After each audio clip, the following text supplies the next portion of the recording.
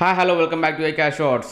ఈ వీడియోలో మాట్లాడుకుందాం ముంబై ఇండియన్స్ వర్సెస్ సిఎస్కే వాళ్ళ మ్యాచ్ ఎలా ఉండబోతుంది, ప్రివ్యూ ఎలా ఉంటుంది. రెండు లెజెండరీ టీమ్స్ తలపడుతుంటాయి కాబట్టి ఎవరు గెలిచే అవకాశాలు బాగుంటాయి. ఈ టాక్టికల్ యూజ్ చేస్తే బెటర్ అనిపిస్తుంది ఈ పిచ్ పైన. దాని గురించి వీడియోలో మాట్లాడదాం. వీడియో స్కిప్ చేయకుండా నేను చూడండి.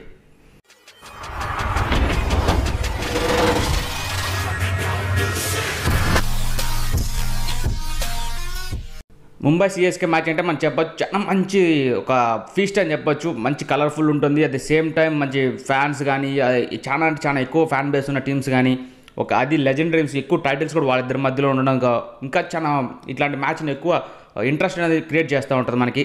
వాళ్ళు కూడా దానికి అనుకూలంగా పర్ఫార్మెన్స్ కూడా చూస్తూ ఉన్న పాస్ట్లో మంచి టైట్ మ్యాచెస్ అయితే మనం చూస్తూ వచ్చాము ఖచ్చితంగా. సో హోప్ఫుల్లీ ఈరోజు కూడా మంచి మ్యాచ్ అయితే మనం ఎక్స్పెక్ట్ చేయొచ్చు.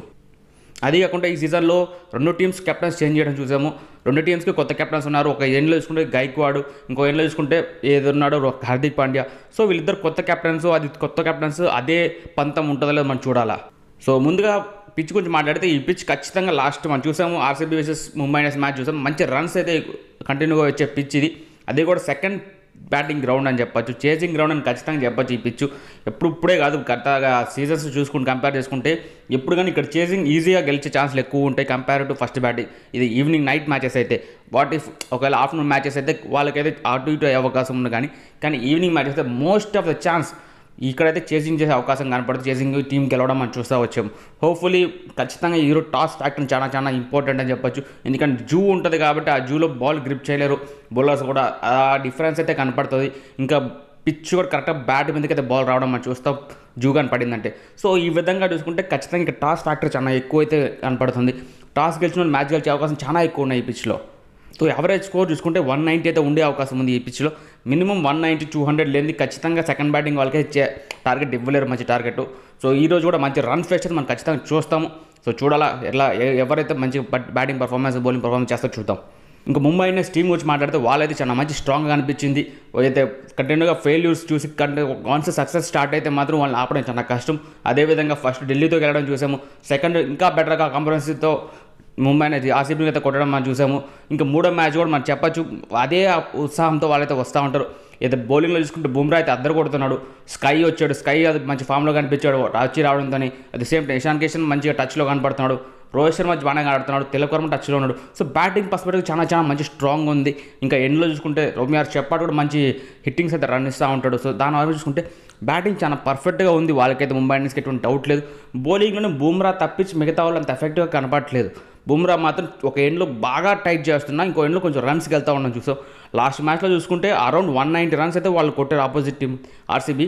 ఇంకో ఎండ్లో చూసుకుంటే బుమ్రాని కొట్టింది అరౌండ్ 20 రన్సే. ఇంకా మిగతా 16 ఓవర్స్లో 170+ రన్స్ కొట్టారు వాళ్ళు. సో ఆ విధంగా బట్టి మనం అర్థం చేసుకోవచ్చు మిగతా బౌలర్స్ బాగా రన్స్కి ఎక్కువ వెళ్తూ ఉన్నారు. ఏదైతే బుమ్రా ఉన్నాడో ఈ ఓవర్ మిస్ చేసుకున్నా కానీ మిగతా ఓవర్స్ రన్స్ కొట్టే అవకాశం టీమ్స్ అయితే ఎక్స్పెక్ట్ చేస్తాయి. అదేవిధంగా వీళ్ళు కూడా ప్లాన్ చేస్తూ ఉంటారు బుమ్రాని ఈ టైట్ ఓవర్స్ వేయించాలా, రైట్ సిచ్యువేషన్ బౌలింగ్ వేయించుకుంటే యూజ్ చేసుకుంటే చాలా పర్ఫెక్ట్గా వర్కౌట్ అవుతుంది. సో హోప్ఫుల్లీ చూద్దాం ఈరోజు ఎలా ఉపయోగిస్తారు బుమ్రాని. At same time CSK batters ఎలా ట్యాకిల్ చేస్తారు బుమ్రాని చూడాలా. సిఎస్కే టీం గురించి మాట్లాడితే సిఎస్కే మనం చూసాము వాళ్ళైతే గత మ్యాచ్లో విన్నింగ్తో వాళ్ళు కూడా మంచి బూస్టప్తో ఉంటారు.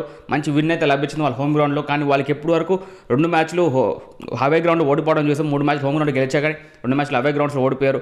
సో హోప్ఫుల్లీ దాన్ని ఈరోజు చేసి దాన్ని మార్చాలని వాళ్ళైతే ఆలోచన అయితే వాళ్ళు ఉంటారు. ఇక్కడ వాంకేడ్ పిచ్చి వాళ్ళకు కూడా కొన్నిసార్లు మంచి అవకాశాలు అయితే కనిపించి వచ్చిన అవకాశాలు ఉన్నాయి వాళ్ళు కూడా. సో ఇది ఒక యూస్ చేసుకొని మంచి ఈ మ్యాచ్ కూడా గెలిచే అవకాశాలు వాళ్ళైతే ప్రెడిక్ట్ చేసుకుని వాళ్ళైతే నిలబెట్టుకోవాలని వాళ్ళు ఎక్స్పెక్ట్ చేస్తారు. సిఎస్కే అయితే వాళ్ళ గురించి టీం గురించి మాట్లాడితే వాళ్ళకి ఇంజూరీస్ కొంచెం డౌట్స్ కనబడుతున్నాయి. ఎట్ ది సేమ్ టైం ఇప్పుడు రహానే కూడా వస్తాడో లేదు నమ్మకం లేదు. ఎందుకంటే లాస్ట్ మ్యాచ్ ఇంజూరీ అయినాడు, హ్యామ్స్ట్రింగ్ ఇంజూరీ అన్నారు. అది ఎంతవరకు ఉంటుందో మనం చెప్పలేము. మైట్ బి అతను రాకపోతే ఇంకొంచెం బ్యాటింగ్ వీక్ అవ్వచ్చు, యంగ్ అటాక్ వెళ్ళాల్సి వస్తుంది. రహానే అయితే ఉంటారు 1 డౌన్లో, దాన్ని డారీ మిచెల్ యూజ్ చేసుకొని ఇంకా రిజ్వీని ఆడించాల్సి వస్తున్నాం. అంటే టీం కాంబినేషన్ కొంచెం మిస్ అయ్యే అవకాశం కనపడుతుంది. సో ఈ విధంగా ప్రాబ్లం అవుతుంది బ్యాటింగ్లో. సేమ్ టైం బౌలింగ్లో చూసుకున్నా కానీ ముస్తాఫిజర్ లాస్ట్ మ్యాచ్లో కంబ్యాక్ ఇచ్చాడు. అట్ ది సేమ్ టైం ఇక్కడ పత్తిరన్న కానీ వాళ్ళకి లేకపోతే చాలా దెబ్బ పడుతుంది ఈ పిచ్ పైన. పత్తిరన్న లాంటి బౌలర్ ఖచ్చితంగా అవసరం ఉంది ఇక్కడ ఈ పిచ్ పైన.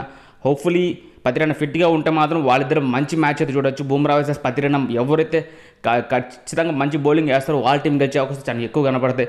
సో ఆ విధంగా మ్యాచ్ ఉండే అవకాశం ఉంది బుమ్రా వర్సెస్ పత్తిరన్న అనుకుంటే. పత్తిరన్న అదే విధంగా అయితే బుమ్రాకి ఉపయోగిస్తానో అదేవిధంగా పత్తిరన్న కూడా ఇక్కడ యూజ్ చేస్తూ ఉంటారు సిఎస్కే మ్యాచ్ మిడిల్ ఓవర్స్లో కానీ డెత్ ఓవర్స్లో కానీ. సో ఆ విధంగా పత్తిరన్న అయితే మనం చూద్దాం. ఒకవేళ అతను కానీ ఫిట్గా ఉంటే సిఎస్కే మేనేజ్మెంట్ కొంచెం హ్యాపీగా ఉంటుంది. లేదంటే వాళ్ళకైతే కొన్ని డౌట్స్ ఉంటాయి, ఎందుకంటే డెత్ బాల్ని చాలా ఇబ్బంది పడతారు. ఎందుకంటే బెటర్ డెత్ బాల్తో వాళ్ళైతే లేరు ప్రజెంట్. ముస్తాఫిజుర్ ఒక ఎండ్లో బాగేస్తున్నా కానీ ఇంకో ఎండ్లో రన్స్కి వెళ్ళిపోతున్నాడు. అంత అదేగా చూసుకుంటే మాత్రం ముస్తాఫిజుర్ అంత పెద్ద ఫామ్లో అయితే లేడు. బట్ ఓకే, వికెట్స్ అయితే వస్తున్నాయి కానీ డెత్లో అంత బెటర్ ఫామ్ అయితే కనపడట్లేదు. టాప్ ఎండ్లో వికెట్స్ పడుతున్నాయి, పవర్ ప్లేలో వికెట్ తీస్తాడు, అదే మిడిల్ ఓవర్స్ వికెట్స్ తీస్తున్నాడు. కానీ డెత్లోకి వస్తే కొంచెం రన్స్కి వెళ్తా ఉన్నాడు ముస్తాఫిజుర్.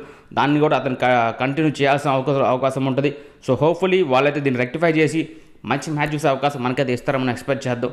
సో రెండు టీంలు మంచి స్ట్రాంగ్గా ఉన్నాయి. వాళ్ళు ప్లేయింగ్ లెవెన్ చూసుకుంటే almost Mumbai Indians same playing eleven use చేసే అవకాశం ఉంది. ఎటువంటి చేంజెస్ అయితే ఉండబోదు వాళ్ళకి ముంబై ఇండియన్స్, ఎందుకంటే ఆల్మోస్ట్ మంచి టెంప్లెట్ ఉంది వాళ్ళకి, అదే టెంప్లెట్ యూజ్ చేసే అవకాశం ఉంది.